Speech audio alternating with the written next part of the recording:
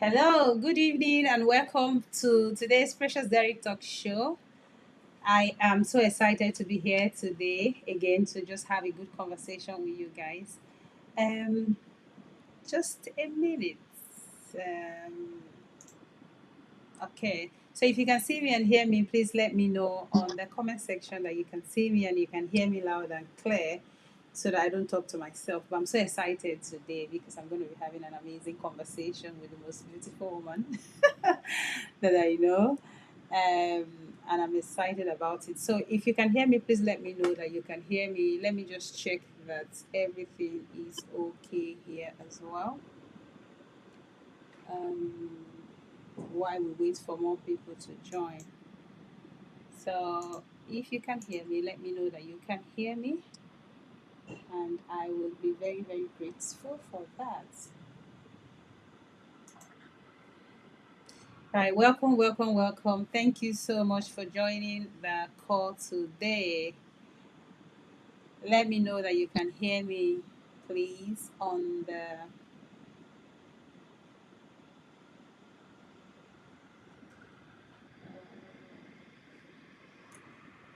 If you can see me, you can hear me, let me know. I'm just trying to see what's going on because it looks like Facebook is not coming up. I want Facebook to come up. Facebook is not coming up. So let me just make sure that it's okay on Facebook. Um,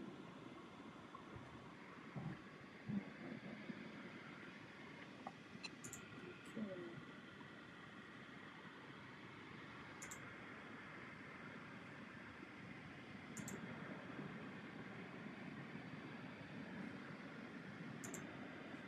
Right, okay. So I'm not sure what's going on Facebook, but it looks like Facebook is not streaming. It's only streaming on YouTube at the moment, not on Facebook. Um, so what I'm going to do is to just continue here, and we'll post it on Facebook as soon as we finish here on the stream. So I'm going to welcome my guest. Here she is. Inem, how are you? I'm fine, thank you. How are you? Good evening, Precious. Good evening. I'm just trying to figure out what's happening on for some reason. It's not coming up on Facebook. I don't know why it's not coming up. Weirdly, I'll see if I can change something. But Okay. for some reason, it's not coming up. I'm not sure why that is happening. Okay, so what I'm gonna do is I'm gonna delete what I did initially and just stream directly on YouTube. Anyway, so let's just continue. I think what we'll probably just have a normal conversation and maybe post it on Facebook later. I'm really sorry, people on Facebook. We'll just do it on YouTube for now. So thank you so much, Inem, for joining the conversation today. It's going to be an amazing conversation. It's going to be a relaxing conversation. So please, if you can hear me loud and clear, please let me know that you can hear me so that we can just crack on the show, and also let me know where you are streaming from or where you're joining from, so that would help us to make sure that everybody can hear us loud and clear. So, Inem, for people who Yeah. don't know you, who haven't met you before, who are you? Who is this fine girl? Who are you? Hi, everyone. So my name is Inem. Everyone calls me Inem. I'm female. Um, I'm a mom of two, 9 and 7, almost 20 and 15, I guess. Married. I live in the UK. I'm a medical doctor. I work as a GP and I live somewhere in the Northwest. That's it. That's like everything about in a nutshell. Okay, so the thing is that when the first time I met you, I think I met you when we were doing the whole inner circle summit planning and all of that, and it was when you posted your video for me to as in part of the collection. So there was something about your video. Let me just be honest with you. Something about it, your dressing, Mm, your everything was just looking like I said, of everyone that posted video, this babe is looking like, "Ah, what's going on here? She's too fine, man." So I just noticed, honestly, I just noticed your, that was how I noticed your video. But obviously we didn't have a lot of time to speak when we had that summit Right. last Yeah. October. But you were, oh my god. Oh, I thank wish I can find a picture or something, a clip, and just show people what what I'm talking about. But you were looking amazing. You were different. And thank you. that made me say, okay, I'm going to speak to this lady. So when I found out she's a doctor, okay, she's looking fly like this, okay, she's got kids, okay, okay. Because sometimes people think that you cannot have all of this. You can't be a career woman and a mom and someone who actually looks after herself as well, you Yeah. know. So I was gonna ask you how career woman. We're gonna speak about this individually, but career woman, mom, and someone who takes care of herself. How are you doing this? Please teach us. I think this is where they say cut me soap, Abby. Share for me, please. So I think it's I want to say it's having a plan, really. So okay, I am small. I've always thought that I'm small and cute, and I love it that way. What do you mean small, Abeg, please? Pardon? What do you mean small? Well, you've seen my photo, so You're not you small. You know. No, didn't no, no, share. but what I mean is with physical attributes, because Yeah. every time I step out, like you say, everyone sees me. Every day I see my patients, and maybe someone is talking about and they say something like, "Oh, don't grow old," and I'm like, "Yeah, right." And then, "Oh, how old are you?" Or the conversation comes in, and every time I say my age, it usually comes as a shock to people. I think I like to say that I'm aging backwards, and I love it that way. But I think really the answer to your question is being intentional. Um, Maybe because I'm a doctor, I see what our African people tend to let happen to them when they grow older. So I'm very, very conscious about that. That I still need to look as good as I did 10 years ago when I was in medical school, got married, and all of that. So, yeah. And then again, I always tell people that my mission in this life, first and foremost, is to be a baby girl, and I can't be a girl with so many people calling me mommy at the same time. So it's kind of, yes, having that plan. I think those have been the main things. And then even with practice, I remember somebody once saying that you're a woman and then you want to go be an astronaut. Who's going to raise your family? Who's going to be there for your family? So that kind of directed my choice of the part of medicine I want to specialize in, where of some sort I'm able to still have a career and I'm still able to have a life to my family. So yeah, I think that's kind of how I do have a plan really from the Okay, outset. let's unpack this. So, because I asked almost like, okay, career, family, and baby girl life all in one. Let's talk about career. You're a doctor. You studied in Nigeria, right, and moved to the UK. Did you practice a bit in Nigeria, or you just started practicing in the UK? No, I practiced in Nigeria for about 5 years, Yeah. 4 years type of thing before I moved. Oh wow. Okay, so did you say that? Would you say that practicing in okay, studying in Nigeria and Yeah. practicing in Nigeria had shaped your way of practicing as a doctor in the UK? Did it in any way impact you positively? I don't know if you understand the question. So did I it think did it help you in any shape or form? That's what I'm trying to say. Practicing in Nigeria first of all before coming here to practice. absolutely, absolutely. What tell us about it? Obviously your my foundation as a doctor, because I schooled in Nigeria, that already gives you your basic foundation. Yes, we do have our challenges in Nigeria, but one thing I always say is Nigeria gives you a resilience that you may not find elsewhere. By nature of our practice, you're practicing in the hospital, no lights, this and that, you have some kind of problem solving, like you kind of need to think on your feet.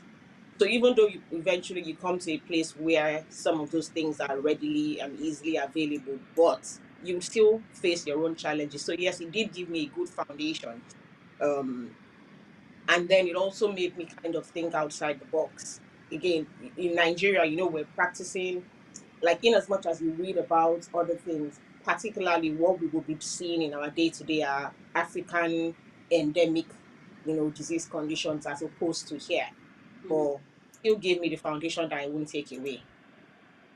Do you know when I was working in the hospital some time ago, I used to work in a demography where they had a lot of Asian people, and Yeah.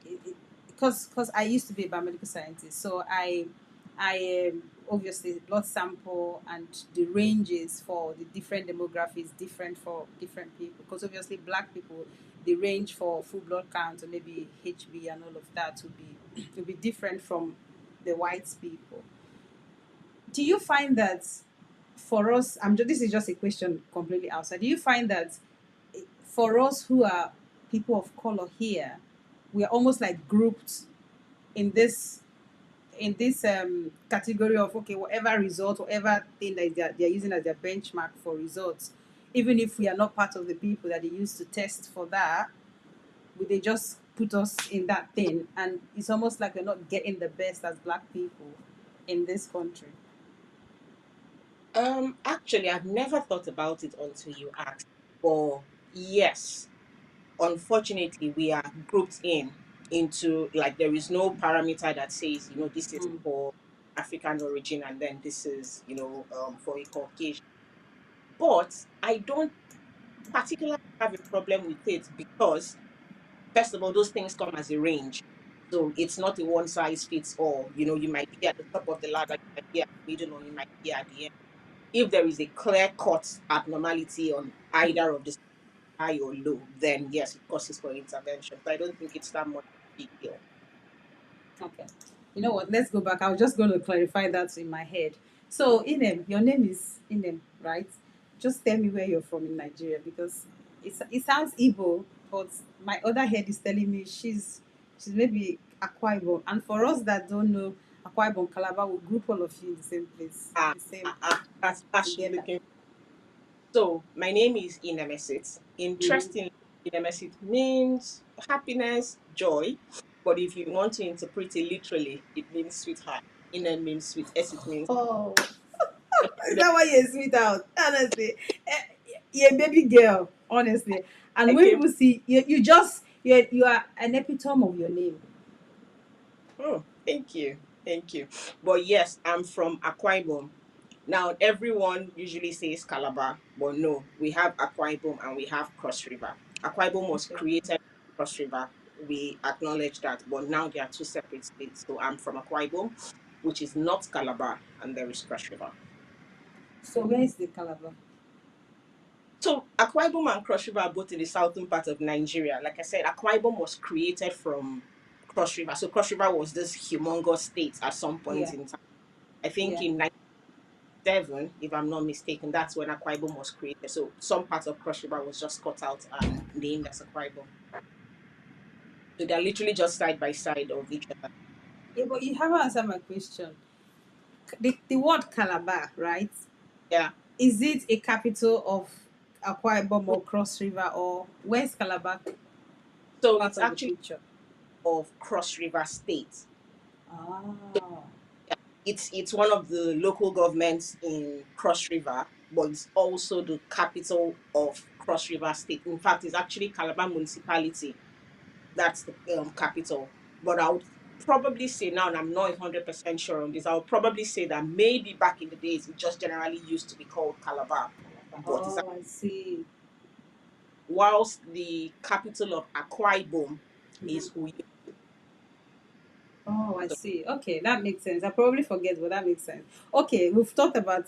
Let's come into the main conversation for today. Okay, so Yeah. I think one of the things I wanted to discuss with you is knowing that you're a doctor, like I said earlier, and you've also said that you being a doctor in Nigeria, practicing in Nigeria, has actually helped you in the UK. It's helped you in terms of resilience and maybe many other things that you haven't mentioned, but you did confirm that it helped you in studying in Nigeria, practicing in Nigeria, moving to the UK. A lot of people think that it's very difficult for women to combine career. Okay, because I really want us to be very practical about it.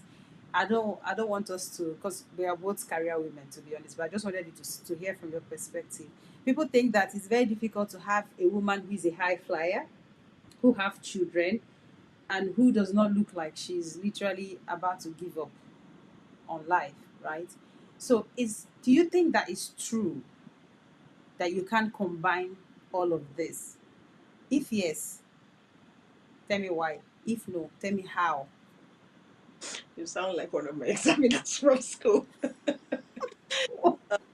But you can actually combine career and family. Like I said originally, you need to have a plan. And I think that's where most people get it wrong. We generally don't have a plan. So going back to the things I said earlier, it's I'll go to something as basic as the number of kids that, and then looking at the support that you have. So for instance, I had my kids in Nigeria and I lived in the same city with my parents. So it was very easy for me to have support literally every time I needed because I had help out. And then when I moved over here, I came in full time working. My husband came in full time working, and my kids were pretty young when we came. I knew before I left Nigeria that I wouldn't be able to cope. So I'll be honest, what I did was I got a full time living paid nanny. Wow. That was able to do to be able to maintain, career and all of that. But looking at it now, I've got two kids and I'm in a fairly intense, career. If I had come in thinking, right, maybe I'm just going to, hit the ground running. I live in the UK. I haven't got any family here. Oh yeah, now I have made friends and I've built community. But when I first came, I didn't have any of that. So really, what would have been my plan to be able to sustain it? So that's what I mean by having a plan. Now, though, when I think back, would I have gotten a full-time job within my first year? No. I was able to do that because I had, I had paid support, which thankfully was, she was really, really good to my family and all of that. We've all heard stories where people don't get, the good ones and all of that. That's always a problem. But also having supportive so my husband is very hands-on. He's always been very hands-on right from the time because again, especially when I first came in and I was in training, I could do 12-hour shifts, my long days or my nights. In as much as I got that paid support, my husband needed to be there to catch and things like that, working out meals and stuff, grocery shopping and all those basic things that, So I think having a plan, having good support system and not taking it for granted is one of the ways to go. Okay, I don't know if I'm allowed to share this, but I'm going to share it anyway. Inem's husband is also a doctor. Okay, so which gives it. You see, this is why she has the authority to speak on this topic, because a lot of people even say, you know what, if you're a doctor, don't even think about marrying another doctor because it doesn't work at all.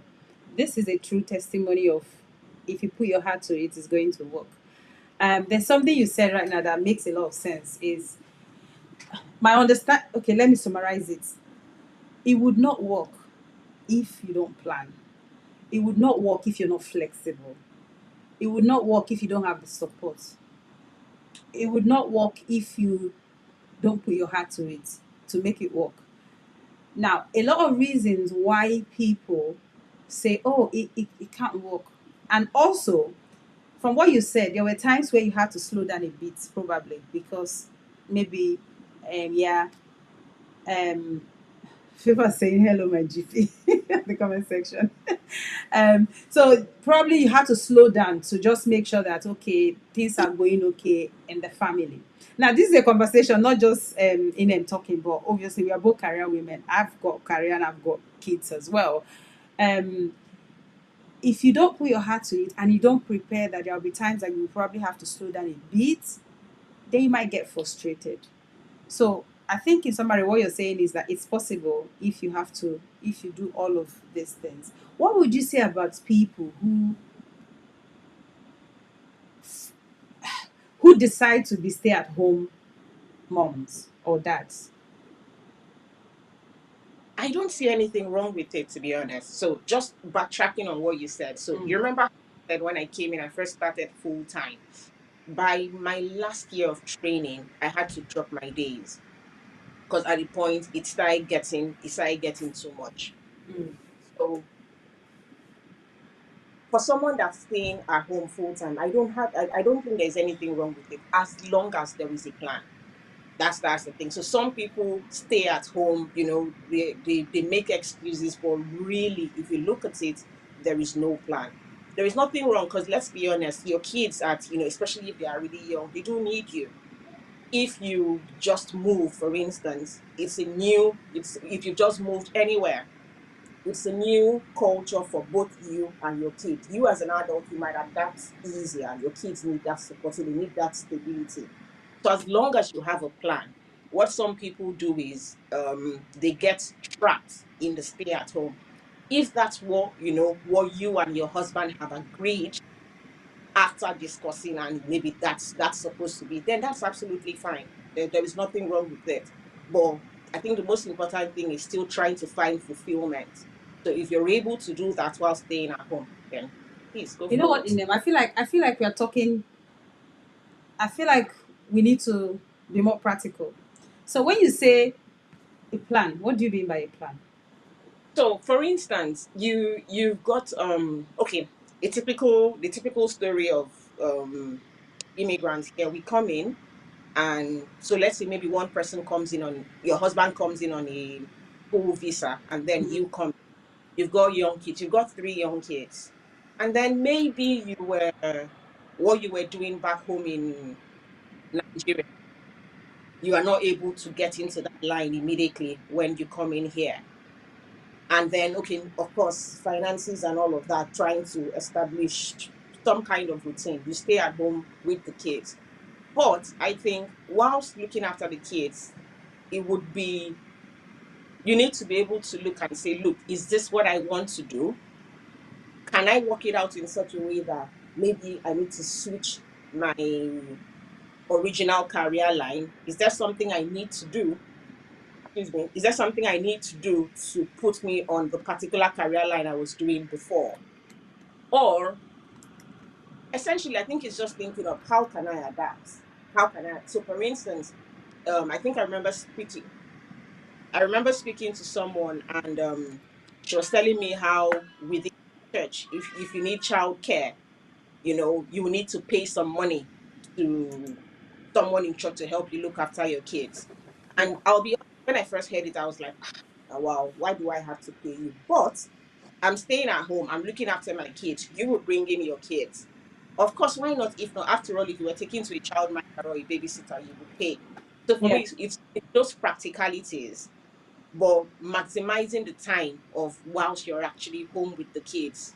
I think for me it's very important because what happens is some people grow and resentment comes in because there was no discussion from the beginning. And I think that's where it's just working with your husband or working with your spouse is the trick here. I think for me, right, if I'm gonna be the truth is sometimes hard to say, but I'm going to say it. There's nothing wrong with being a stay-at-home mom, like you said in there, but the plan has to be planning. When I mean the plan has to be planned, the plan has to be planning.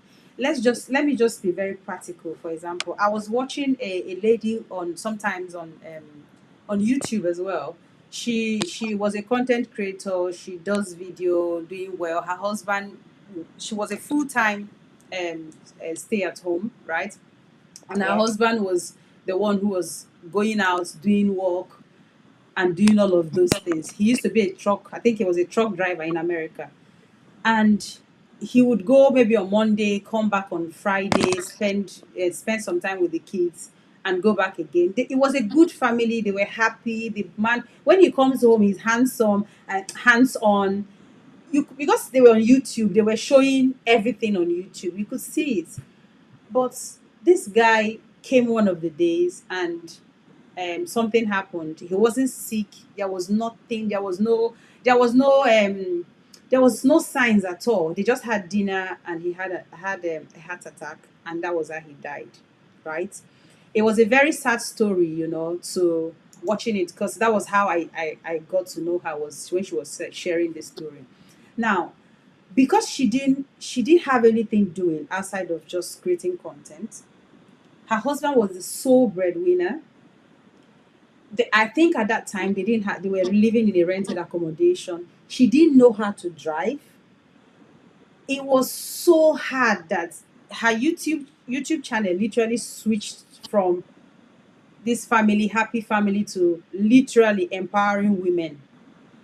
Even if you have to be a stay-at-home mom, make sure you have something doing, because it was so difficult. Even the funeral of the guy, they had to do like a GoFundMe to bury this guy, because there was no plan. Like you said, there was no plan. So the plan for them will probably be, let him hustle a bit, then later you'll be doing this YouTube. It's a plan for them, right? We call it Exactly. plan. But that's why I said plan. You have to be planning very, very well, because I find out that when women have these issues where they're stay at home mom, it's a difficult. I don't even know how women do it, because I don't know if I can. It's a difficult and very challenging task to do, but you have to also empower yourself. Honestly, you have to empower yourself, because if anything happens to that guy, where are you even going to start from? So I believe in stay at home mom, but at the same time, you cannot be 100%, if you know what I mean, right? 100% Yeah. stay at home mom. If you want to be 100% stay at home mom, you have to have a plan in the sense that there's life insurance, there's money in the account, there's something to fall back on when it happens, because nobody plans for these things. So hence I wanted us to go really, really practical, because I don't want women to just feel like, oh, okay. And like you said, some women become comfortable in this stay at home mom thing, Exactly. become Exactly. very comfortable. Honestly, I don't think that God made us this sophisticated to just come and have children and sit at home. I think it might be part of it, but I don't think it's completely, because you're a doctor. Imagine you stay at home mom. All the people you're looking after in your clinics, what will happen to them? There are people that your destiny is tied to as well, in a way. So, do you have something to say about that? Yeah, so just to add to that, I remember when I was coming to the UK, I Yeah. don't know if you heard it, but I remember my mom telling me, "Ah, this UK that you are going, you have to be careful, your most people that I know that have gone to UK, their marriages have broken up because they're in UK." That's all my mom said. But I've come here and I've lived here and I realized it's not the country that's the problem, it's our mindset. Now, I've brought that in because, like, when you talked about life insurance, it's not something that we practice. Well, when I say we, are Nigerians, or not just Nigerians, let me talk about me. When I was in Nigeria, it wasn't something, insurance is not, we call it a rip-off. It's probably still a rip-off here, I don't know. But your husband might actually have insurance and you have no clue about it. Idea. Wow. You have no idea about how much is in your husband's account. You have no idea about how much your husband earns because you're a stay at home mom. I remember my husband saying it's something that he says, but I laugh about it and he's like, "No, babe, I need to know all of your bank accounts, passwords, your like literally every password there is to know. We have it on the file and everybody knows, mind yours, because like you said, nobody knows when anything is going to happen. We're not saying, oh, we're going to die, Mm. but it comes back to, I think, where we are coming from. Our culture doesn't give room for that empowerment. So what I was saying about marriages breaking is that you come here and then you're still doing that, I'm the man, and then your wife is ignorant of what's going on, and then something happens. Then also being contributory. For instance, I remember someone telling me that our husband cannot go grocery shopping. And I was like, grocery in Asda that is as beautiful as this. That no, please tell him that it's not our Nigerian market. It's proper. but it doesn't take away your godship in the house. But it's just that's where the partnership comes in, even as a stay-at-home mom. But like you said, as a stay-at-home mom, at some point the kids are going to grow. Life is going to change, you know. Um, I have too many stories. I remember a friend being a stay-at-home mom, and her kids literally used to, for lack of a better word, I would say they used to make mockery of her because it was like, and young kids, by the way, See not finish. mockery, but it's like, mommy is always at home now. Mommy doesn't know anything. Mommy does this. When she started working, now, mom is not available to take you to school or bring you back from school. Or you're doing breakfast club or the nanny is taking you and things like that. So even though the kids complain about it, now she's like, I know what I saw then, Mm. and it's you also modeling to your children what you want them to be. So stay at home mom, but not just chilling, No, just that. like you said, the two things I'm gonna talk about from what you just said: stay at home mom, not just chilling, which is why you're a stay at home mom, be empowering yourself. Because when these kids leave the house, your purpose, you're like, okay, why am I here? You completely don't understand what to do anymore because all this while you've been looking after kids. So empower yourself while you stay at home mom. The other aspect I want to talk about is that you're a baby girl. Me, I love men. I'm a man's girl, right? So for me, I feel like if I'm not working, I'm not bringing contributing. I don't want to lose my husband. Are you see what's happening in the world? The pressure, one income cannot sustain the family no matter how rich you are. Do you understand? So Yeah. even if at the end of the month you're bringing a peanut, number one is value, number two you're supporting your husband. I honestly don't care how much your husband loves you and wants you to be a stay-at-home mom. There will be a level of pressure that he will be under financially, that he will be like, babe, you know what? You can actually support, you can help me here. So for me, I see it as a way of showing love to my husband. Because honestly, I don't even think that he should be providing for me because I'm a big girl myself. So we should be able to partner and support ourselves. So talking about life insurance, Deyo is here. Deyo Taiwo. Deyo is one of the people that is into um life insurance, any form of insurance, critical illness, and all of that. I wish I've got her flyer here. I would have just put it somewhere on the screen. Deyo, I'll probably send your details either on Facebook or on Instagram so people can contact you. If you live anywhere in the world, because life insurance now is not about just in the UK.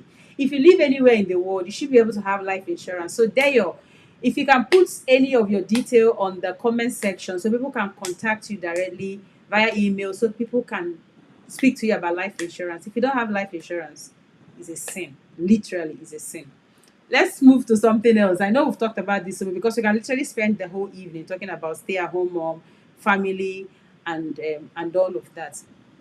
What are the things that, as a GP, obviously practicing in Nigeria and also practicing in the UK as well, what are the things that you've seen so much that you just want to use a mic and be screaming on the streets to let people people know about it?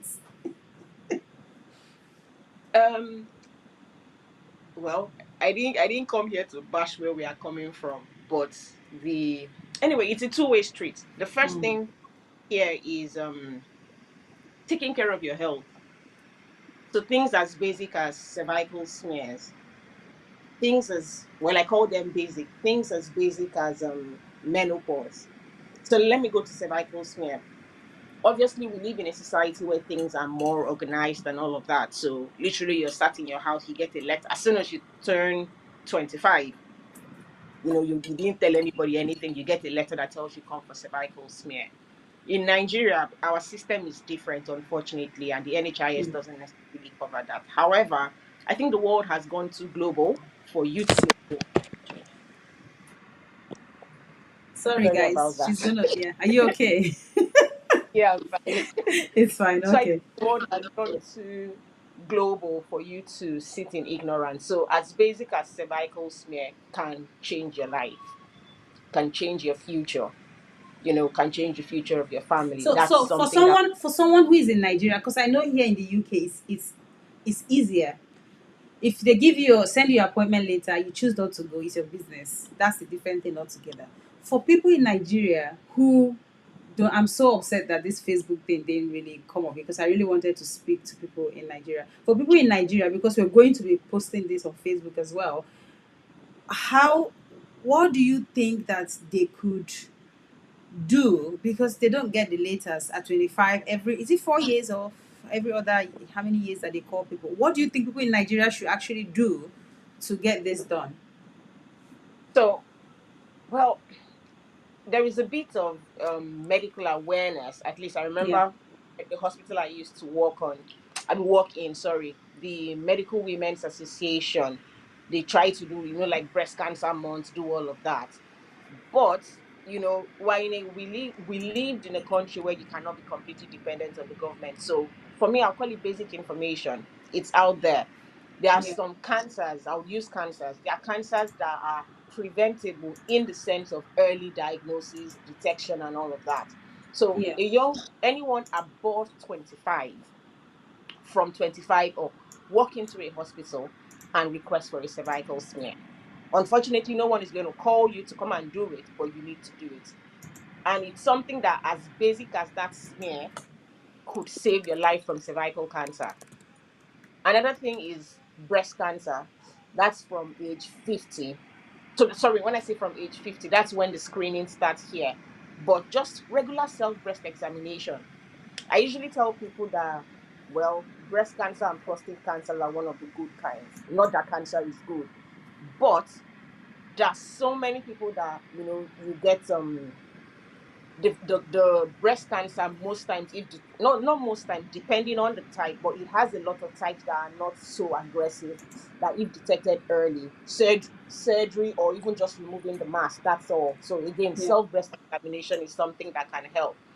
But I think it's also our culture of heavily relying on antibiotics unnecessarily. That's something that, well, I wouldn't say puts me off. Again, it's just knowledge since I came here. But I'm precious. I'm guessing this. I'm sure you would have experienced. You hear in Nigerian or African communities where people go, "Oh, I went to see my GP and nothing was done about it. My child was having, cough and catarrh, or my child is having a fever, and so Mm. because of that, I expect antibiotics." Unfortunately, again, because I practice in Nigeria, I understand the mindset of most people expect that when they go to a hospital, they need to live with the medication. Something. Yeah, But I always tell people that no matter how innocent that medication is, even Panadol, it's that's side poison. effect. Yeah, absolutely. I term it as poison. Mm. So the question is risk and benefits. Okay, it's poison, but I need it to help me for this. Okay, that's fine. I will take it. But if you don't need it, please, especially if the doctor knows what they are saying, if you don't need it, then you don't need it. There are basic things you can do at home to manage that condition. Not every condition needs tablets. So it's just having that mindset. And oh, everything is not malaria and typhoid, please. Oh, I was gonna ask that question. I was gonna ask that question. It just almost like, okay, let me ask it. So I went to Nigeria last year, and not just going to Nigeria that opened my eye. Obviously, there I've been born, bred, everything Nigeria before I came here. It's almost like, like here when you have a cough, it's maybe a cold, a flu, or something. That's the first kind of the go-to, right? When it comes to um, we will have like those symptoms here. But why is it that in Nigeria? Because most cases present itself with the generic cold, cough, headache, that just the normal symptoms that you will get for malaria and typhoid. Please, can you talk about this thing properly? As in, shout it and say, why is it that people just think that it has to be malaria, typhoid? If I have a headache, I have temperature, it's malaria, typhoid. Because I know meningitis, sepsis, all of those things as well present those symptoms, isn't it? Please talk, So doctor. it's that's a long my friend would say that's an hour long conversation. There is there is a culture that's really ingrained in us. So if you can remember when you lived in Nigeria, imagine you went to see a doctor, you're having a Mm. fever, and then the doctor examines you. Maybe doesn't even do a blood test self, just does basic examination, chest, this, that, and then it's like, oh no, actually you have a viral infection. For someone that lives in Nigeria, they are like, say what? Doctor, what this doctor does not know what they are saying. So we have the problem of the doctors don't want to look incompetent based on the awareness of the patients, where the truth is that this patient is not informed. But if I then want to come and stand my ground, and I'm speaking because I worked in private practice in Nigeria whilst also working in government hospital. And there's that mindset of this doctor doesn't know what, like, how can you come? You've not done blood tests, and then, or you can even do blood tests, and then it's not malaria. But malaria is very endemic in Nigeria. What that means is mosquito and us, we are whining and dining together. So Mm. that's why someone who's lived, someone who's flying into Nigeria, who doesn't live in endemic Nigeria, if they have malaria, it's severe. As opposed to you, that malaria is biting you. Even when they treat you, the malaria tablets don't cure, like they don't zilch your malaria parasites. Because literally, as you go back home, malaria mosquitoes will bite you. So Bite you it's again. always there in your blood. Yes, there may be times that it flares up, but it's not always malaria. And then, like I tell people, it's like someone coming and telling me, Doctor, I have a fever. So many things could cause fever. So many things could cause that feeling of wanting to vomit. So many things could cause that general feeling of being unwell. Most times it's viral, but we don't have the patience of just go home, manage it. Again, it's that mindset of I must have a tablet. So doctor doesn't want to look incompetent. Doctor wants to get paid. Patient wants to feel like, oh, I've actually done something and I've gone to see a good doctor. It's a win-win for everybody, presumably, but actually it's not, because you're just taking what you don't need. So you said cervical smear, you said breast examination. What else? Yeah. I talked about malaria.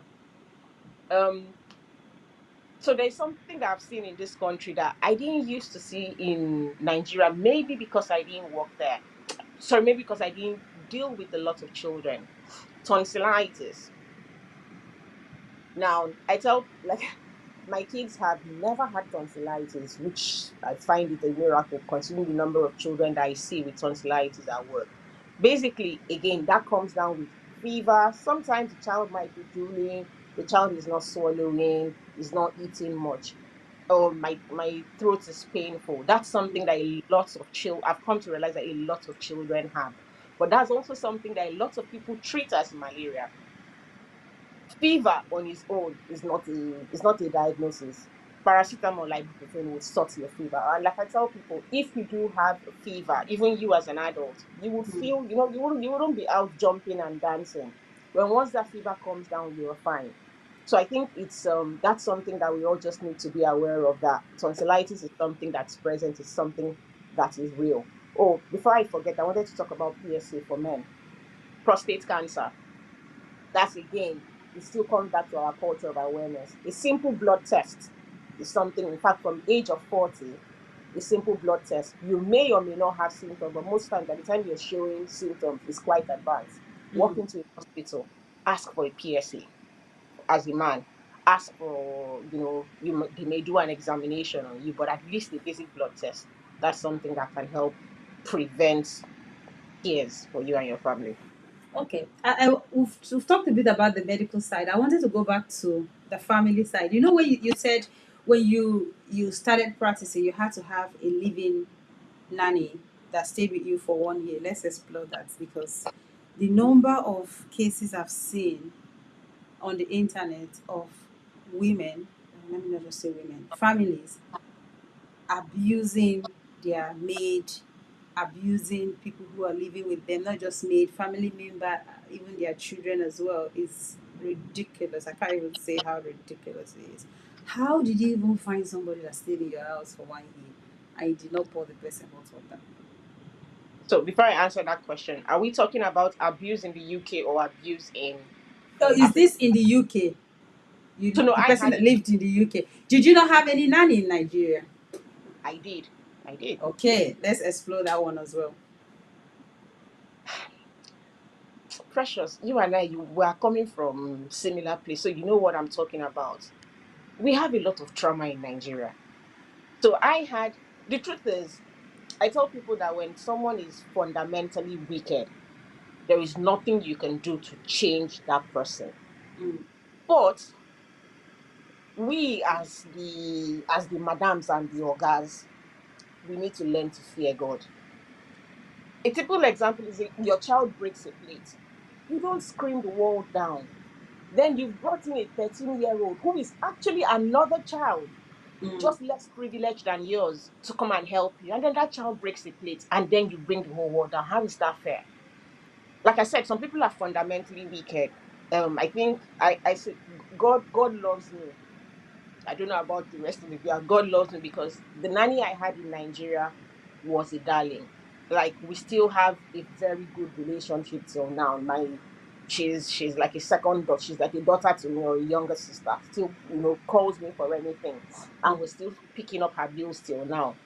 And it's not because she owed us anything, but it's just this one as a human being was fundamentally okay. Maybe, thankfully, I am not that type of person that gets angry and then gets physical. I Yeah. was a nice senior. I was a nice senior in secondary school. I was not the one that would join and beat people. But that's what I mean by a lot of us have trauma because why do you think that someone has done something? And yeah, there are extremes of cases. Obviously, there are some people that are wicked from hell that actually look at kids, look after kids. But fundamentally, I think it's just normal human compassion. Do we have to be so extreme to express our displeasure? I don't think so. It's really crazy. Like you said, a lot of people are traumatized and they don't even know they're traumatized. And when they have these children, it's almost like they have to be perfect children, or well packaged in a box, so that when they come, they have to deliver on every assignment that they have. It's just evil, you know. It's really, really evil.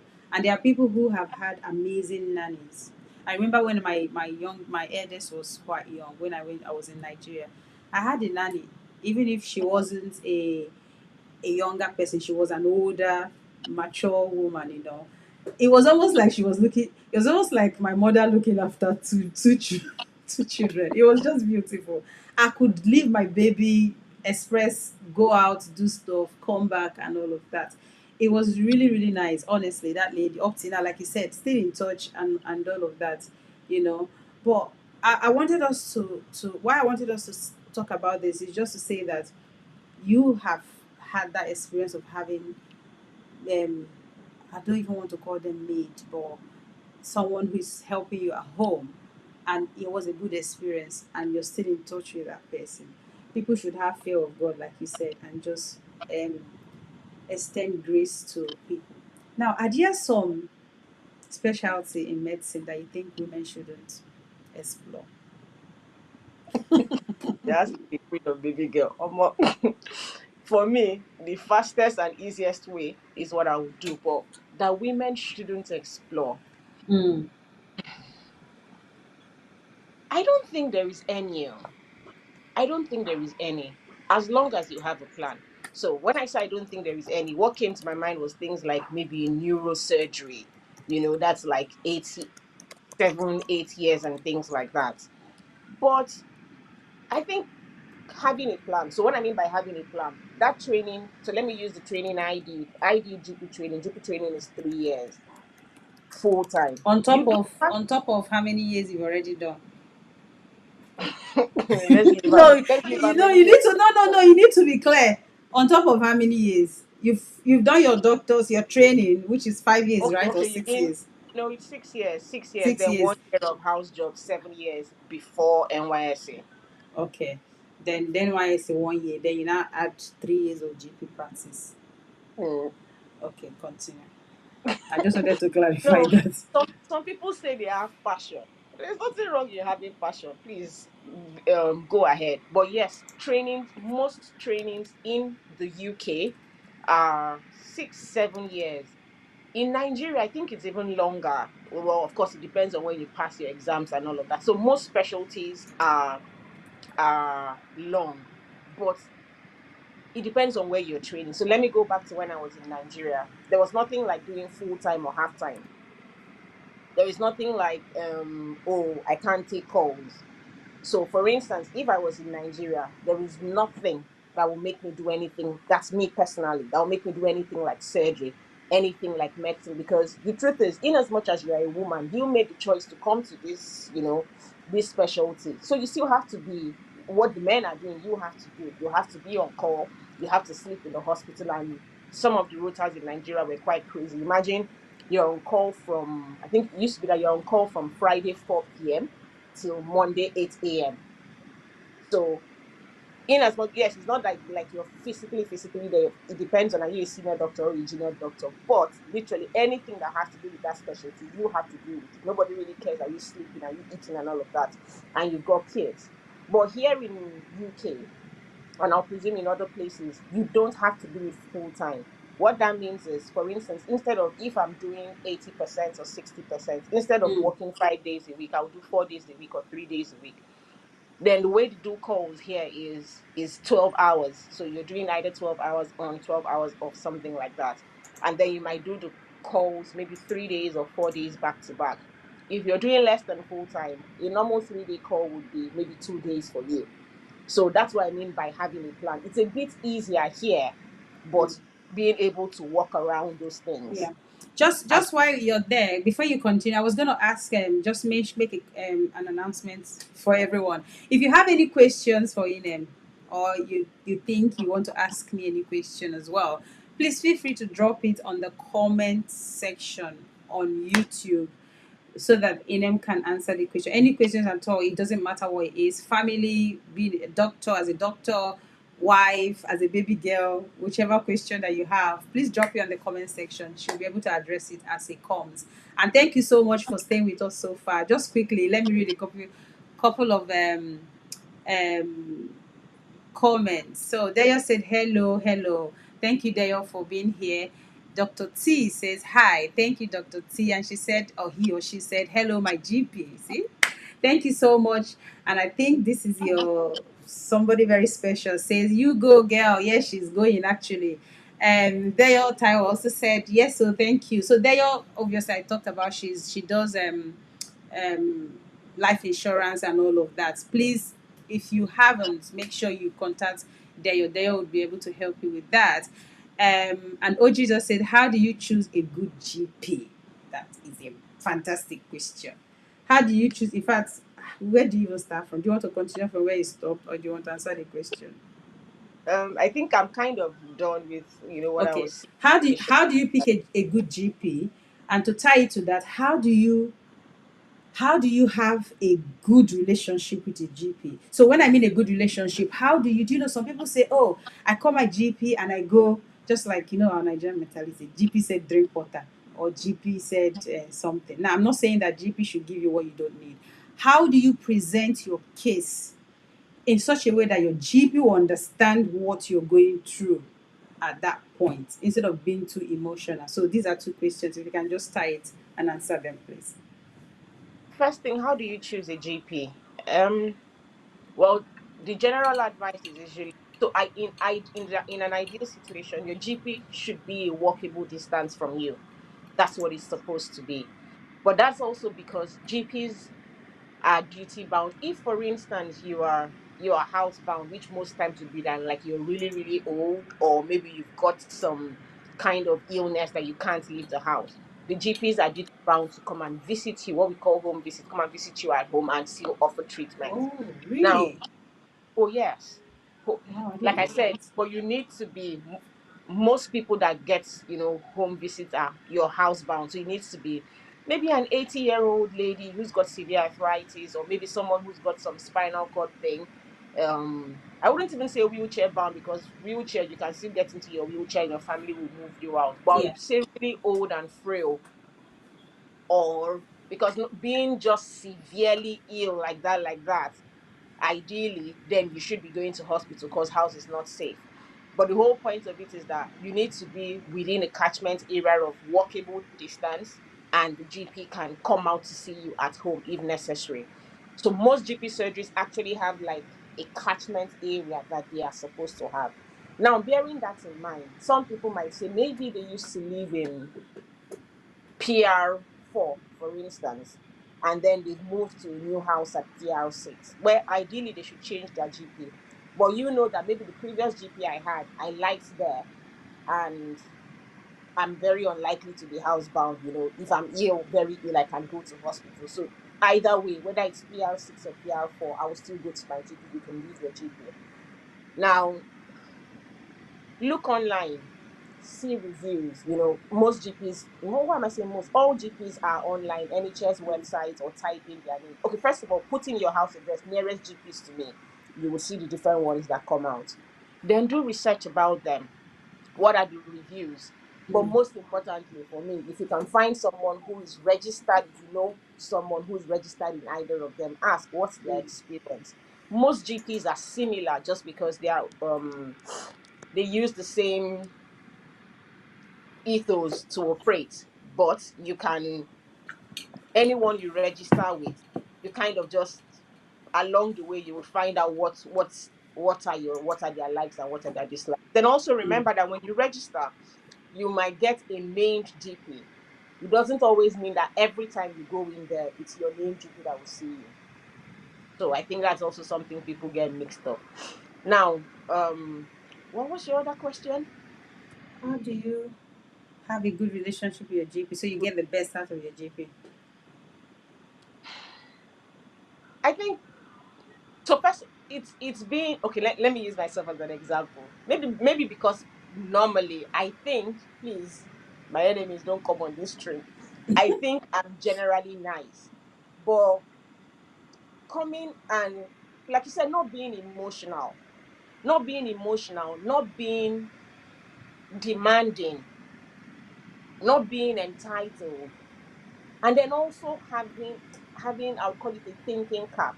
So for instance, you go in and then you are, my child has fever. And then maybe the GP tries to explain. So like what I tell people is I try to explain logically. So it's not just using medical terms so that you and I can understand. And then the person is trying to, maybe let me meet you halfway. Okay, Mm, like now Nigerians, we always expect that, oh, my child has fever, my child has cough, I need antibiotics.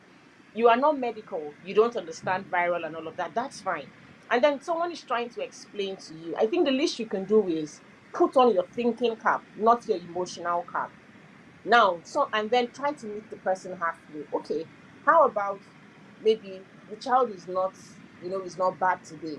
Let's try to heal. Let me see you again in a few days, you know, if things are better or if things are worse, than as opposed to you just sitting down there and being difficult. But sometimes too, it's also, I think, it's being able to express yourself logically. Sometimes we go in and, I'm sorry to say, we kind of cower. We don't, we're not able to, whether it's intimidation or what, we're not able to, I won't say make demands, but again, it is being able to stand your ground because some of these things you are entitled to it. mm. Agreed, GP environment is pressured, but when you come out sounding intelligent and the person is also able to understand, some people are just absolutely rubbish. Don't get me wrong. There's almost nothing you would do. Person that has bad character, irrespective of what you do. But it's just being able, I think, being able to be reasonable, that's the main thing. And if possible, before you even go in with a complaint, do some research about it.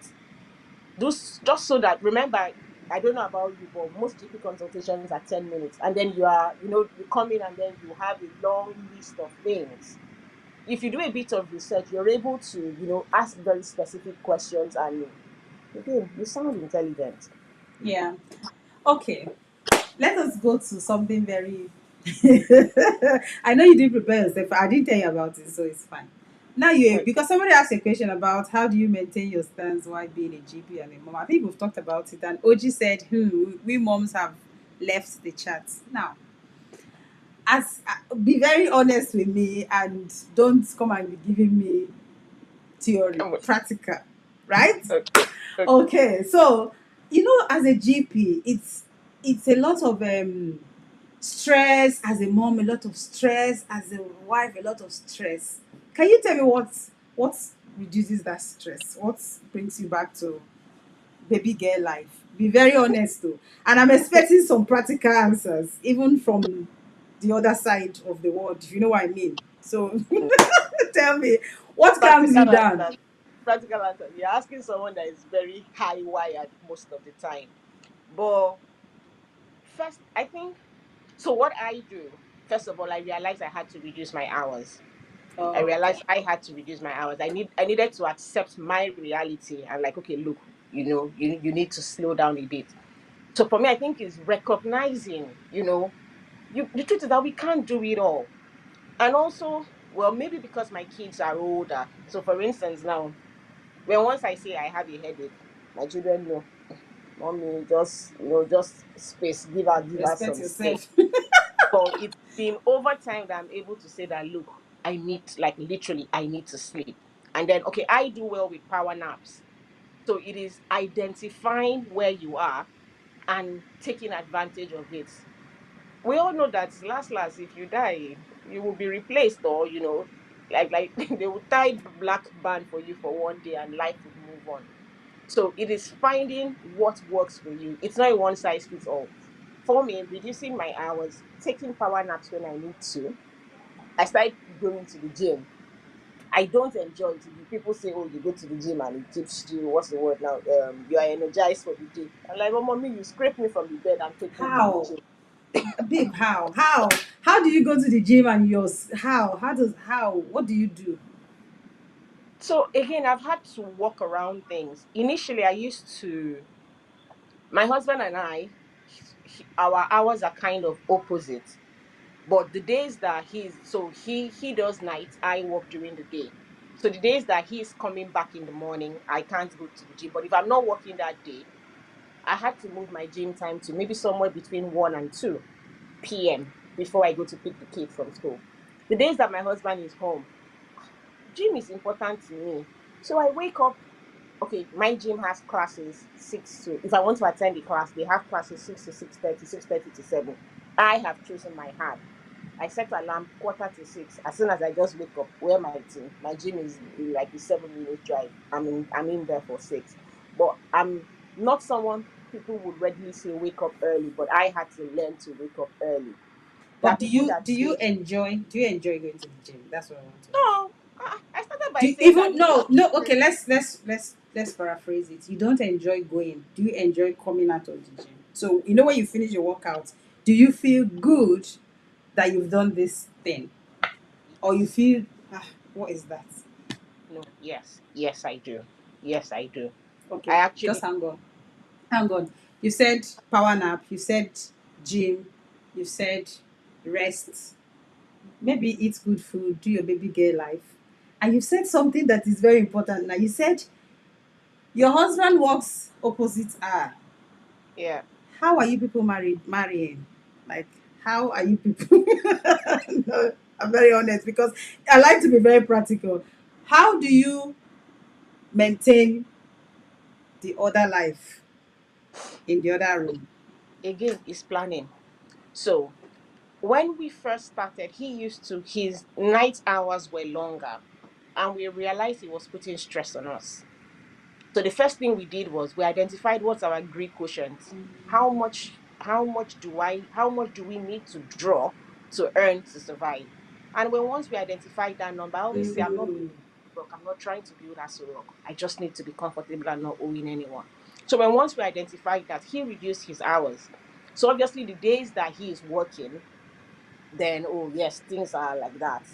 But there are some days that, so let's say he's come back from work in the morning, he's gotten home at 9 a.m. I've already dropped the kids in school. I'm not working that day, he's come home. Then we use that to catch up. Somebody once said, who said that things have to happen at night and then you must Ah, off like, I was going to ask, how do you see? I used to say something. No, okay. So for people who don't know me, I like to talk about sex, intimacy, and all of that. Even my YouTube channel is mostly about fertility, pregnancy, sex, and all of that. So we are adults. So all of you do these things. So don't come here and come and be acting as if you are holy. All of you do this thing. You have children. You did not have children by the Holy Spirit. Okay. So you all have children. So the thing is that going back to, I've seen a lot of two high flyers, their marriage, they will be good parents to their children, but their relationship crashes in the sense that they are just partners, they are just roommates. That's why I'm asking you this question. So, going back to the conversation of sex and intimacy, there are times that you probably have times together and you plan this thing. You said something, who says that it has to be in the night? My husband always says something. You cannot be eating food in the dark. You have to see what you're eating. Isn't it? So if you're here and the only time you have sex with your partner is in the night, you may be eating poison. You don't know. so, so switch it around and try eating food during the day. You will find out that that will be the best time to eat that food. In fact, in the night, you just keep night as sleeping time. Then you now use day as another time. Inem, you want to say, Inem is a cross river stroke Akwa Ibom girl. And you know that this babe here, their people are very good when it comes to the other room. That's what they told me growing up. And I've seen a lot of men that have fine wife. They will leave their wives and go and marry Inem sisters. I don't know what is happening. Inem, please, can you give me some tips when it I, comes to I cannot this sex comment. thing? No, no, I no, no, no. cannot Because comment. we've talked about men, we've talked about doctor since we're talking about. Can you give us some guys on the comment section? Should we continue this conversation like this, or should we go back to medicine? Because if you Don't want us worry, to go back to I will doctor, answer your. I will Ine, answer please your. give us tips. How do you or sisters do this thing to men so that we can learn as well, you know? And how do you do it as well so we can learn? So I can only speak for myself. The truth is, I'm like you. I don't actually understand why. Now, the gist is that we cook better. But to me, food is food. Okay, yes, I can cook a pan. You can cook, I don't know, amala and iwedu. It's just different. So, but they say we can cook better. That well, we look after men better. I really don't know because I cannot remember my mom, taking time out and telling me, okay, oh, this is what you need to. I would presume that that's like the same training every female child would have.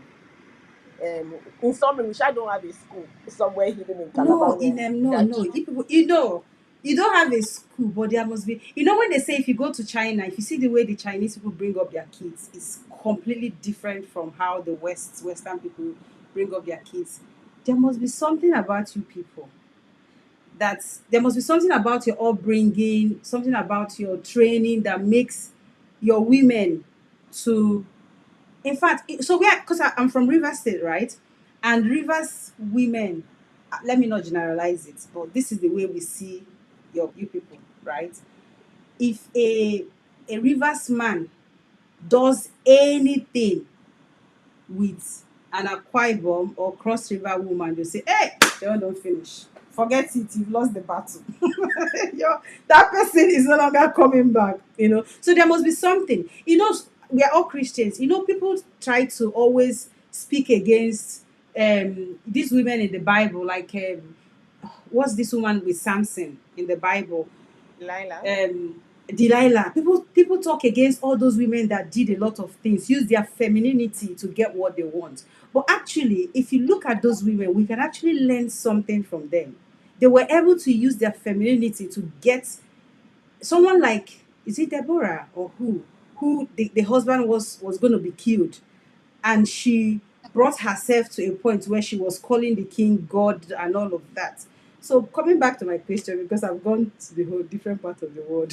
Coming back to my question, what is it that thing Inem said the truth that they No, but taught you people? I'm serious. So again, maybe it's my upbringing, but I think I'm serious when I actually say nothing special. Okay, yeah, a typical Calabar woman. When I say Calabar woman, a typical epic woman would take time to look after her husband. Mm, A like typical a typical epic woman. Now, epic is like Calabar.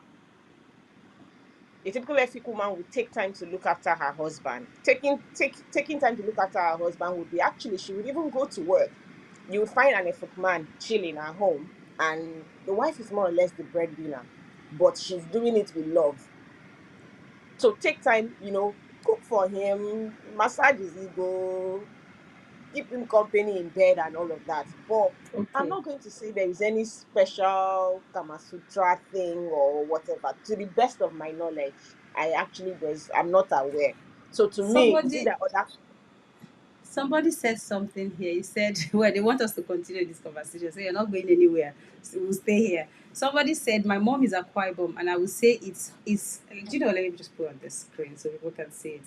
It says, my mom is a Bomb, and I would say it's hospitality. We do things with so much passion, especially cooking and home care. Now, I get it. You said that, right? But at the same time, you also said that even when the husband is lazy at home, that they will still be doing this thing with love. Is it not trauma? Is it not? I don't. I'm not getting it. How? How is that even possible? That no, I'm not saying that it's not good to be hospitable. That should be what we should be doing anyway. But when even the husband is lazy at home, you see it as fine. Is that normal? Well, so you know what you may call normal is abnormal to someone else. Like I remember reading Mm, somewhere there is a tribe, and I haven't researched on it, but I want to believe that it's still existent somewhere in Africa, where I think as a man, before you marry a woman, they cut off your hands. finger. I I don't know think if I've seen I don't that. know if Yeah, you saw yeah, that thing, yeah. and it sounded ludicrous to me. Like what? And then if you don't agree, like if so now if you see a man of marriage age and he has two hands, then he's kind of considered to be useless or something. What am I trying to say? Yes, it may be trauma. After all, they say you know in the country of the blind, the one-eyed man is king. That's all they know. And they haven't. So it's, yes, it should be trauma, but that's what your mother did. That's what the mother before you did. That's what your mother Mm, taught you. So it's accepted. yeah. Somebody said something on the comment section which I think is really good. Um, OG said something. She said they are not wired to see it like this, but it's unfortunate that most men prey on it. That's so true.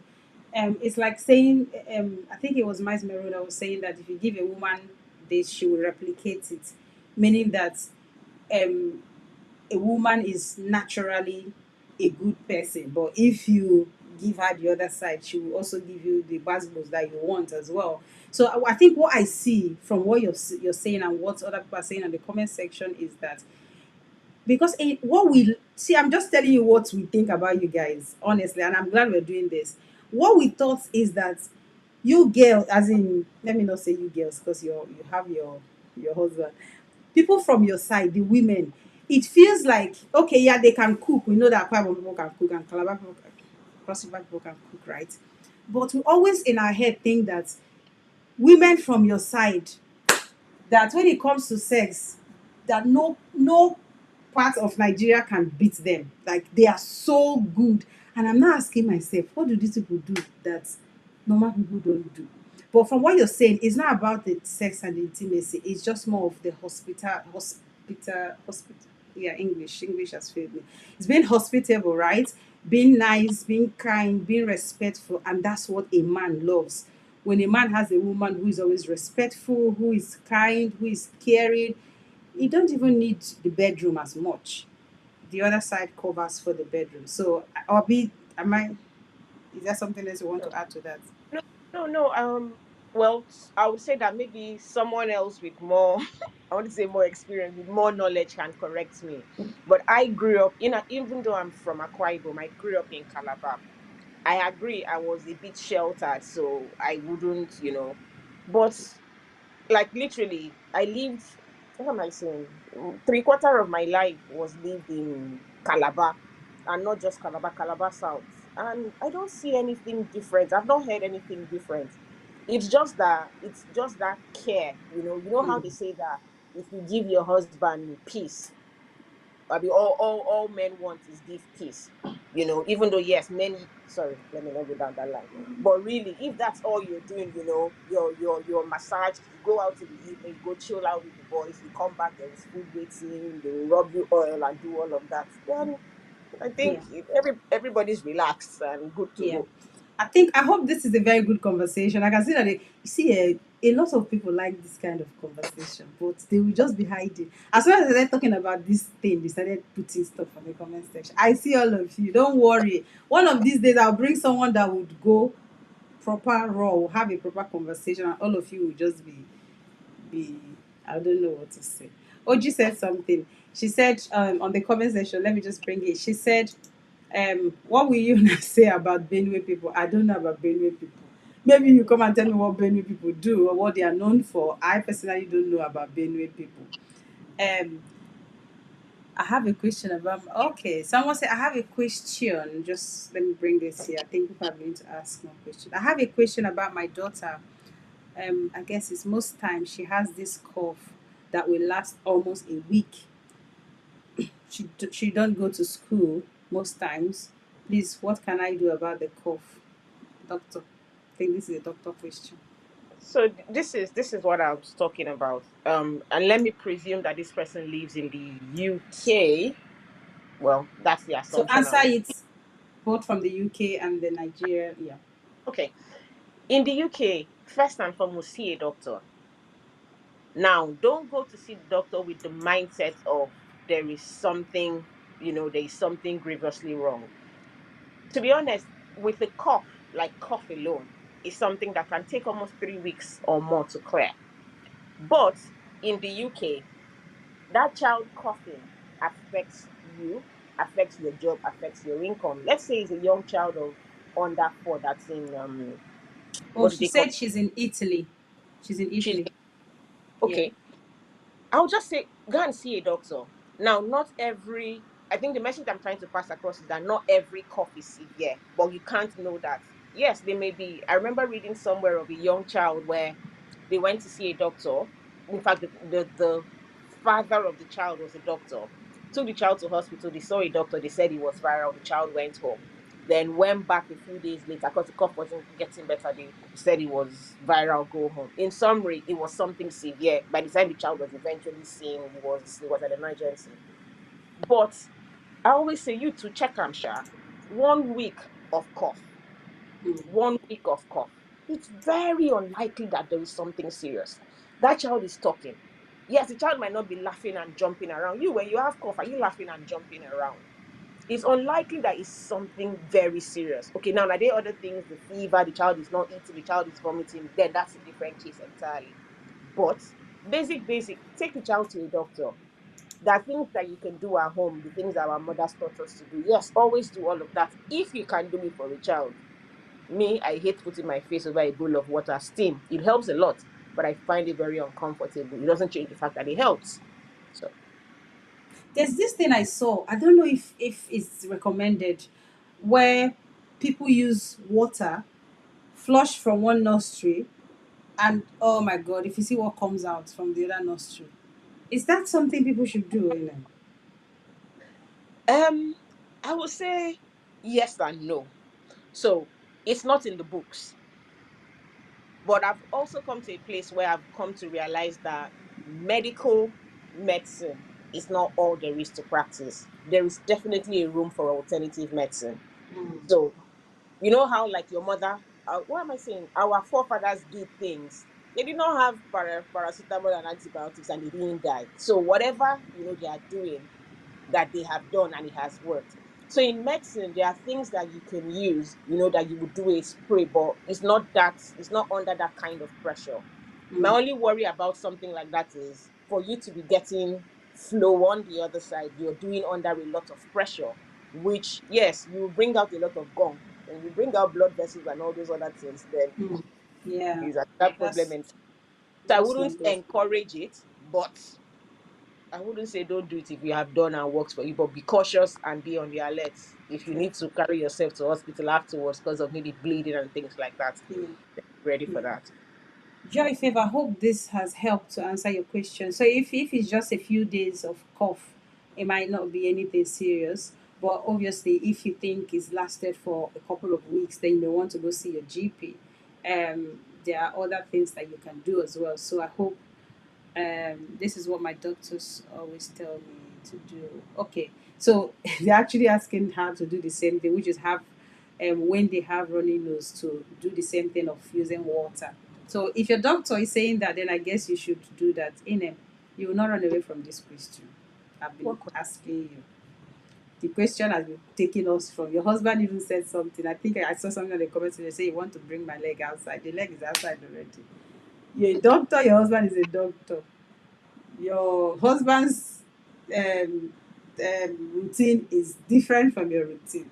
Please, can you give me 5 practical ways how you maintain your romance? I don't mean just sit down and I mean like proper intimacy, maintain that intimacy in your relationship. 5. If you can give us 10 as an Akwa Ibom girl, a Calabar girl, you One. No, I think it's this straightforward question. yeah. One, know your Greek quotient, and I'm not joking about it. That's the only way you're able to plan. So, and then be intentional in spending time out. Initially, I used to be like, Omo, we need a full day and all of that. But the 10 minutes here and there, the 15 minutes here and there in your hours, trying to make it work. Like weekends, we don't do it regularly, but we try to do. We try to go away together. Like we can't keep on so intentionally go away. It doesn't have to be anywhere, huge and fancy. Even within where you live, go and stay in a hotel one night, come back. If you can do 2 nights, fine and good. Go like intentionally go out on dates, you know, and then okay, like I've started this waking up very early thing to try and catch up with my life. But on Saturday night, we try. It doesn't always happen because Saturday is Saturday. But we've intentionally set out that, oh, Saturday evening, let's spend time together. So now I know that I'm going to sleep very late. He knows that he's going to sleep very late. But we've accepted that, okay, Sunday morning we can sleep in a bit. Nobody's waking up early to rush anywhere. Thankfully, my church is in 8 a.m. So we still have a bit of Time. lying. Mm. So I think it's intention like it needs to be intentional, especially in this abroad. You need to find pockets of time. Like on Monday mornings, I don't work normally, and most times he's unless he worked on Sunday nights. But if he's not working Monday, go on a brunch date. So I think, of course, so we got to this place after doing marriage counseling, but it also made me realize that what makes people drift apart is you lose what brought you together, and that is spending Mm. time together. Like even with your friends, let's look at life. You become Mm. fond of someone by spending time with the person. Like you're not spending time talking about children. You're spending time getting to know the person. Yes, talk about children in the conversation, but spending time together. So it would cause a bit of discomfort. But again, that's where it comes to planning. You're doing budgets in the well, you need to have a budget, then actually intentionally allocate money for dates. If you don't want to go out, buy takeaway, send the kids to bed early. And again, we're abroad. Make communities so that okay, maybe me and my husband we just want to do date night today. You can go and drop your children at your friend's place.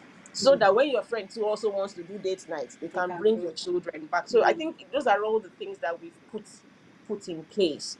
But it's just you need to plan it, Sha. That's the truth. You need to plan it. I think one thing you said now that is so good is that never ever forget what you used to do prior to all this business of life. That actually, because intimacy is not just. I feel like sex is the 5% of intimacy, right? I know that all of us I like to talk about it, but I know it's 5%. There's so many other things. Spending time together, sending those messages.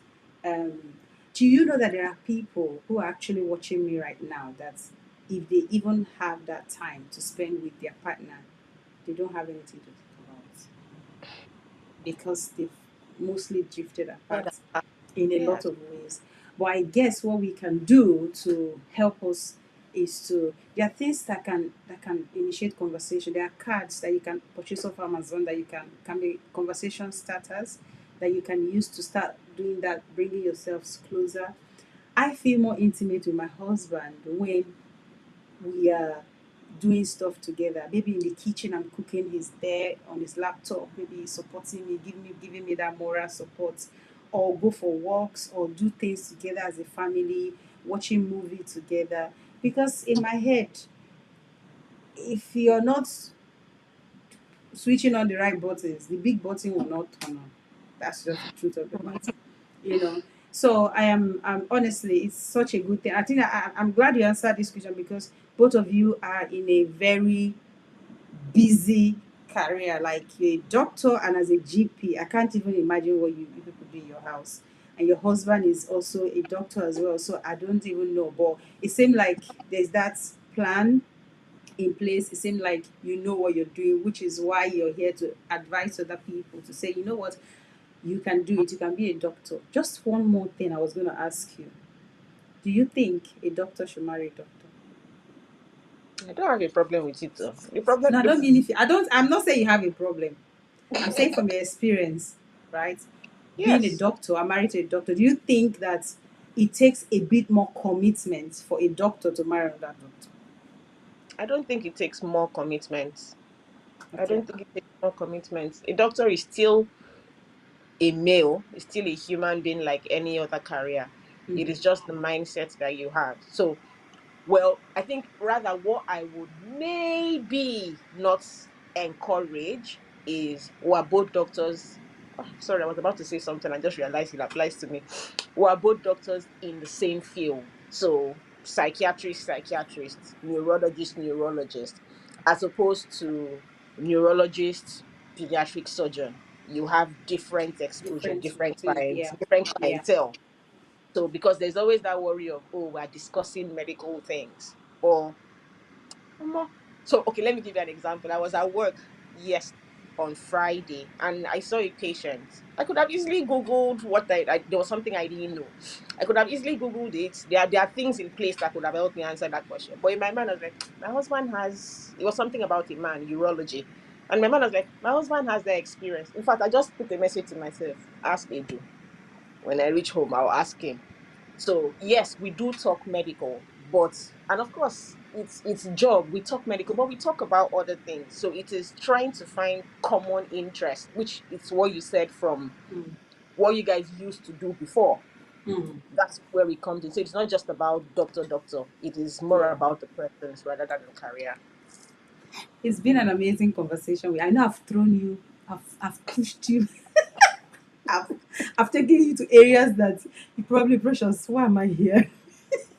But it's definitely for good. I've got some quick fire questions I'm going to be asking you. But before then, I just want to say thank you to everyone on the comment section, everyone watching live. I really want to say thank you. So, this is Precious Derrick Talk Show, and we do this every 2 weeks where the first um, week or weekend we have the show, we bring like someone we just talk about based on their experience. And the second week, which is the last weekend of the month, which is what we're doing now, we have someone that is a professional like beautiful Inem to talk about things relating to that profession. So we do this twice a month. So next month is going to be, I think it's on the same day as Mother's Day actually. And I've got someone who she is oh, you need to see this girl. She's a baby girl, Ah, honestly. So she's wonderful. coming to talk about, and she's a mom of four. I used to think I'm the only one who has four children. So she's a mom of four, and her kids are almost like same age as mine anyway. She looks amazing. Oh my god, she looks absolutely. You would not know that she's a mom of four. So she's coming to talk about women. What is this? Look good. Basically look good and just tips about women and everything about women. It's going to be like just a normal conversation, nothing too deep or nothing too, and we're going to focus on different areas including sex. Why would I not talk about sex? It's very important. So including that. So she's going to be coming on the 8th of March. Flyers will be out. Expect that, and please join in. And hopefully, it's going to be an amazing evening. Hopefully, as well, we'll fix the issue that happened with Facebook. So, apologies for everyone who waited for Facebook and the live stream didn't pop out. Inem, are you ready for your fire questions? I am. Are you? Okay. So, it's more of if true or false, myth or fact, yes or no, and all of that. Can you drink water while eating, or does it slow down digestion? False. I'm not sure how to answer that. It doesn't You can slow down. explain.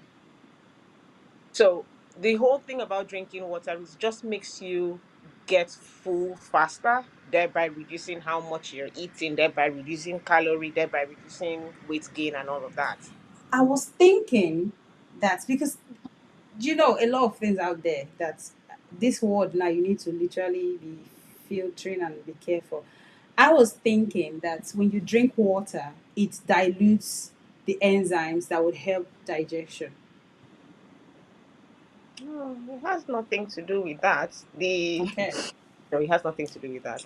Okay. It's very good you answered this question. I'm going to do more research and I'll probably message you at some point to let you know my findings. Because I even remember one of the times, you know, when we traveled for the TIP summit, the guy that brought us back, the cab guy that brought I and my friends back, he was even saying it. He was like, oh, you know what? Oji just said it now. I hear it dilutes digestion. Exactly. I hear it dilutes the digestion enzyme. So, doctor said it doesn't. So, let us stop deceiving ourselves. In fact, we should drink water so that we will not eat too much. So water Basically. is very, very essential. There's a book I've been meaning to read. Unfortunately, I can't remember the name now, but it's Yeah. basically about water, like the how good water is. I'm sorry, I can't remember the name. My husband has been asking me, I can't remember. But water is very, very good. However, having to drink and eat is almost like at the same time. No, you drink before, you drink after. It really doesn't matter. Thank you. Next question is: do all Nigerians really have a higher tolerance for spicy food than other people? False. Have Why? you met Indians? Oh, yeah, plenty. Do they eat No, pepper? Those they people don't eat now. You can't no. you can't compare Indians. Their pepper is like eating it's like eating jollof rice, which we know jollof So rice don't have pepper a lot of times. So I don't know which of the India you're talking about. So the thing is, I haven't gone around the world. It's still my Mm, plan. Big girl, I still baby have plans girl. for Yeah. that. But at least from what I've experienced here, I won't say Nigerians are the ones that can tolerate the most pepper. I'll use myself as an example. Should they say Yoruba people eat pepper and then garnish with tomato? I cannot eat that kind of food. So it's very, very hot, is all I'm trying to say. But doesn't mean that I can't tolerate a bit of spice. So I think it's fallacy to say all Nigerians. That's what I'm Okay. trying to say. Well, it didn't say all Nigerians do Nigerians. Let's just say the Yoruba people tolerate higher spice. Let's not. Yoruba Well, people come for us. be fair, sha. The proper, like those ones that eat pepper and garnish with tomato. Ah, They have are you seen special. Yoruba people eating pepper? Even when they're eating, they can't even swallow the food. Their eye is running, their nose is running, and they're still. Let's not go there. Anyway, maybe it's their area. Next question: do stress really turn your hair gray faster? I don't think so. So I always deal with things logically. Like, what's the how? Your gray hair is, to me, it's either genetic. So, like, yes, as you age, you may have gray hair, but there are people that have gray hair younger, and it's not because they are stressed. So it's just genetic thing. It has nothing to do with stress. Stress will break your mental well-being. It will do all of those things. It does not have power to go and change hair from black to gray. I That don't is so agree. true because I've seen babies that have gray hair. What is stress them? They just burn them. Exactly. Anyway. No, not, it's not. Okay, next one is eating late at night bad for you, obviously. Yes, Uh. okay. Can you wash out an infection by drinking cranberry juice? Please answer this question. The answer is false. So when I say false, so I heard it in this country. My patients say it. But my guidelines, my work medical guidelines, nice guidelines, which anybody can Google, they actually tell you don't drink cranberry juice. Oh, Yeah. why? So I don't know why they say drink it. Again, I see it as one of those things that forefathers, now the British forefathers did. Mm, And maybe it worked, maybe it didn't work. The way UTIs work, because when you said infections, it's UTIs were talking yeah, urinary tract mostly, yeah. infection. When we say cranberry juice, I see it as fluid. Essentially, you need some level of dilution. that's what you need. So whether it comes as water, whether it comes as cranberry juice, you just need a higher amount of fluid than usual to cause dilution, leading to a bladder washout. That's the way I understand it. So, but cranberry juice in particular, to the best of my knowledge, it does not contain. No. Because I know that with UTI, right? UTI obviously caused by E. coli, and when the Yeah. bacteria sticks to the walls of the bladder, then obviously it causes UTI. I heard and I've seen that, well, not seen because I didn't see, but I've heard that cranberry contains a kind of chemical that helps to not allow that bacteria to stick on the lining of the bladder. It has nowhere I've seen don't drink cranberry. I'm hearing it for the first time. This is I like this because it's going to make me want to learn more, do my research and all of that. Because I've always, whenever I feel like okay, am I experiencing any form of UTI? I even have cranberry tablets at home. Tablets. Okay, I didn't Yeah, even know they existed. I even have cranberry tablets at home. So if you go to like Holland and Barrett, right? They have all sorts there, God knows. But I'm going to do more research. So you said no, it doesn't help. Does sugar So, actually make so sorry, let me go back to that. So when I say it doesn't help, remember that research changes. So yeah, maybe there was a time that it used to be, but maybe now they've done further research and then they've withdrawn, that guideline. Let me put it that way. So, yeah. well, Because I've just got because something simple search here. It says cranberry contains sugar called it's PAC. I'm not even going to pronounce it. It's PAC found in cranberry is unique and is believed to block E. coli from binding to the lining of the bladder. It's on the internet. I don't know if it's true or false. So I cannot say true, I cannot say false. But I believe you as a doctor because I'm not one. I believe what you say. But it's something I need to do more research as well. So the other question is, does sugar actually make kids hyperactive? Please answer this question. again, I don't have studies. I can so let me use my children as an example. Mm, My first is 9 going on 10. She turns 10 next month. And I can say that I've never seen that what do they call it?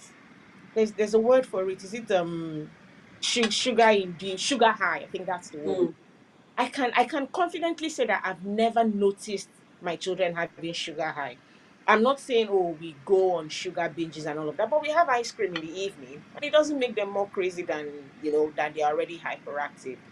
But some parents say it happens. Some Okay. parents get by it. Let's So do a quick poll on the comment section. Comment section, please. If you think that sugar makes children hyperactive, please let me know. Yes for yes, no for no. Why you continue you continue talking? You just want to do a quick poll, please. Go on. Inem. Oh, sorry. I was just looking at something here, just because my brain was running like this. I'm just looking at my guidelines, and I was sure I saw it. Do not recommend the use of over-the-counter cranberry products or urine alkalizing agents such as potassium citrate, sodium, or this, that, that. In summary, it doesn't. So, like I Okay. said, maybe it used to It's be changed. before, but Mm-hmm. they've then found further studies and it has changed. But yes, no. Okay. Okay, so Oji said, yeah, sugar, more sugar than normal. So more sugar than normal can cause kids to be hyperactive. But Inem said she hasn't experienced it. Maybe she's giving her children, as a doctor, of course, what do you expect? She doesn't No, give but her children sugar. no, but how much, when you say sugar, realistically, a child has had dinner or has gone for a birthday party. You're not going to, well, unless you guys are going to cream de la cream parties, but nobody goes and gives each child a tub of ice cream, if that makes sense. So I'm trying Mm. to rationalize the excess. 2, 3 scoops of ice cream is what a child would have, and it hasn't sent my kids on a high. So personally, What if I the don't. child eats lollipop, ice cream, cookies, more cookies, just something like that? Obviously, not just one kind of something, but just more. So, do you think no matter how much sugar a child consumes, it might not make that child hyperactive?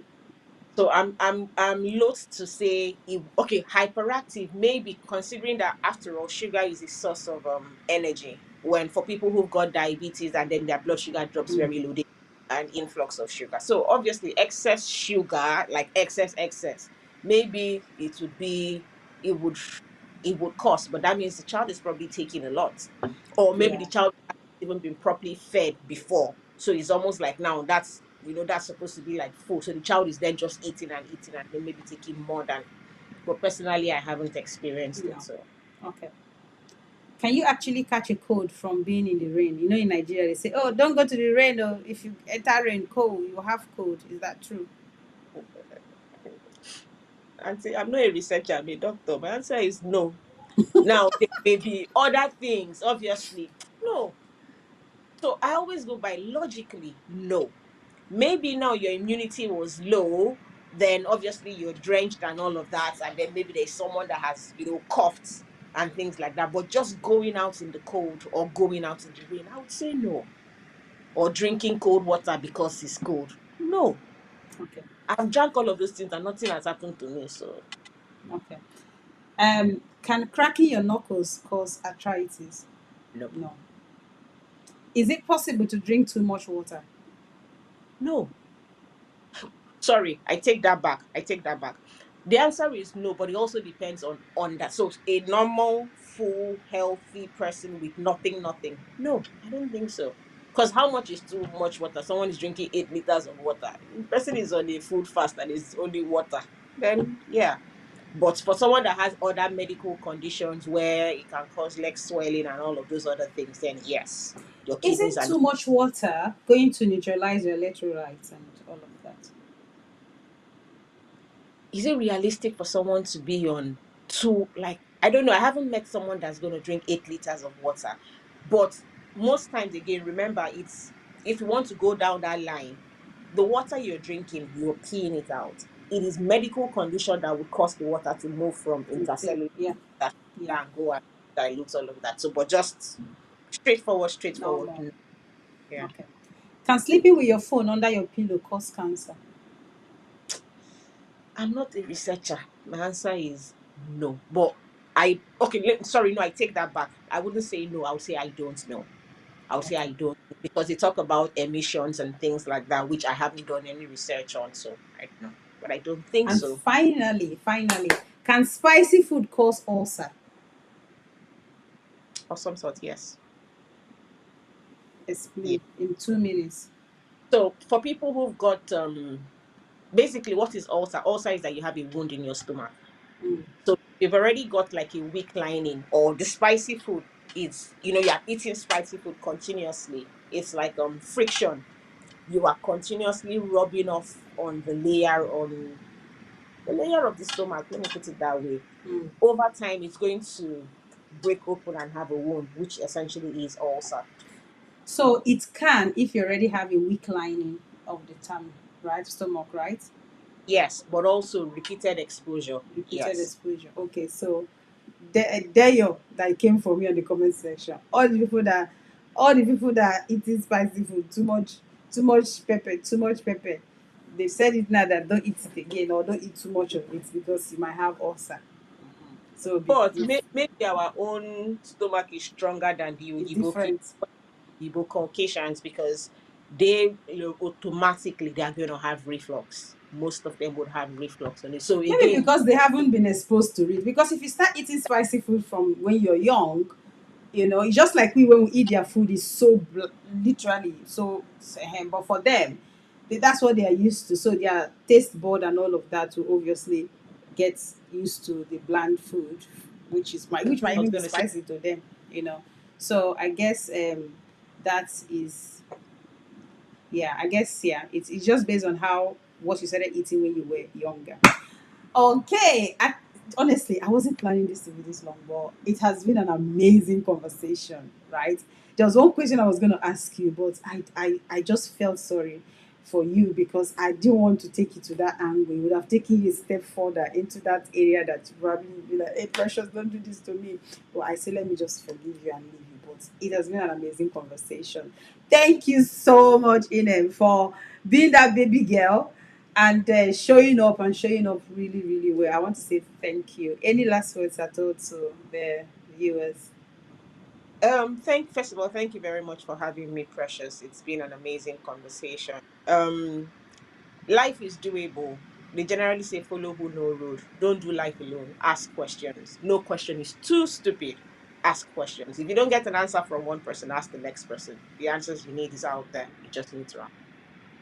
Ask questions. Life is doable. I guess get community that will be able to support you. There's nothing you cannot do. Doctors can marry doctors, no matter what it is. You can have an amazing, good life in and out of the bedroom. You can have housemaid that will be amazing. You can look good. You can be hospitable. A lot of things that Inem said today. And most importantly, drink water. Don't take cranberry drink and all of that thing. Thank you so much, Inem. I don't even know what to say, but you're beautiful in and out. As an Akwa Ibom girl and a Cross River girl, your balance everywhere. So thank you so much. All right, guys. I would say good night to every one of you. Have an amazing evening. See you on the 8th of March for another beautiful conversation that I promise you would enjoy. Have an amazing Thank evening. Bye, everyone. Bye.